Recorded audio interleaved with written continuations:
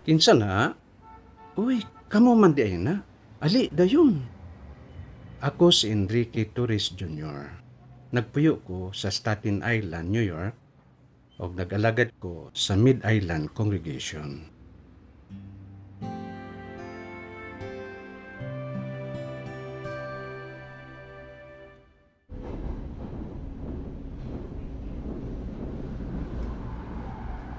Sukad pagkabata, hangtod nga nagkwarenta ko, grabe kadautan ang akong pagkinabuhi.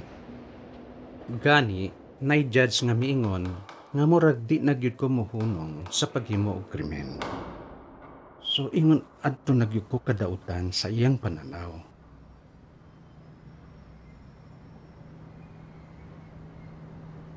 Niadtong batanon pa ko, nakigbarkada ko sa mga tao nga naka-impluwensya nako sa paghimo og krimen, paggamit og druga, og pagbuhat og immoral nga mga butang.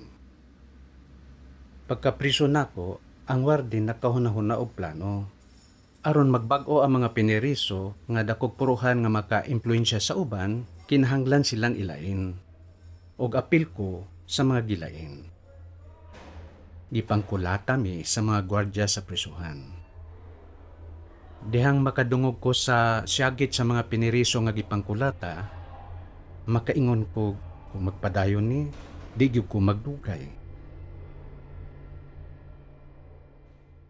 Dihang nagkaistorya mi ni Papa, iya kong giingnan. Ayaw gyud kalimti si Jehova.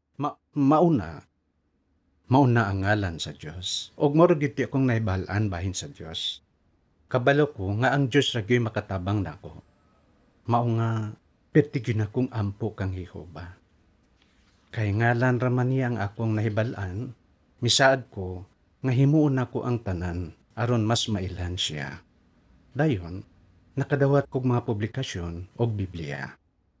Tungod ato, mas nailhan nako si Jehova. Og nasuod ko niya. Mga 40 na ko adto.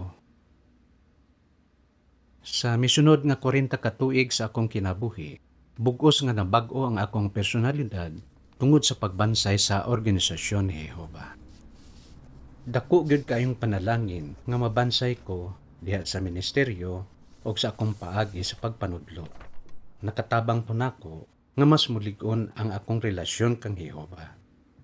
Nakapribilehyo pod ko nga mahimong ministerial o field service overseer sulod sa daghang katuigan. Ang usa sa pinakalisod nga problema nga akong giatubang karon mao ang akong kanser. O gani, kaupat na ko na operahan tungod ni ini nga sakit. Kapila na pod ko gikimo.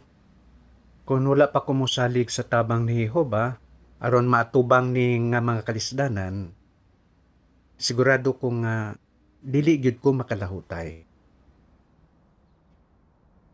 Ang ako lang ikatambag sa tanan, ayaw gyud ninyo sunduga ang akong gihimong sayo.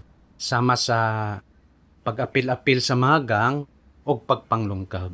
Kay kung inyo nang sugdan, magsunod-sunod na ang inyong mga sayo.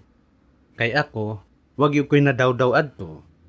Gawas nga nagdala to o grabing kaguol o truma, nahasol pagyud pag-ayo ang akong konsensya.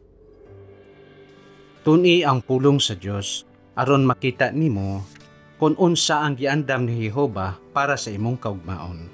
Og makita pud nimo kung unsa kabuutan, maluluyon og mahigugmaon ang Dios. Di niya gusto nga naay malaglag. Gusto niya nga mabuhi ta. Og mga ginikanan, ayaw surinder sa inyong mga anak. Kay si Jehova gani, wa siya mo surinder nako. Iya kong giluwas, gikan sa espiritual nga kangitngit, o gidala ko niya sa kahayag o sa iyang nindot nga organisasyon. Tungod sa iyang tabang o pagkamaayo, nabag-o ko, o dihang naak ko'y makaistorya, maugyod na ang akong ginasulti nila. Tungod to kang Jehova, di tutungod nako. Og mabag-o pug kaniya kung tugutan nimo siya.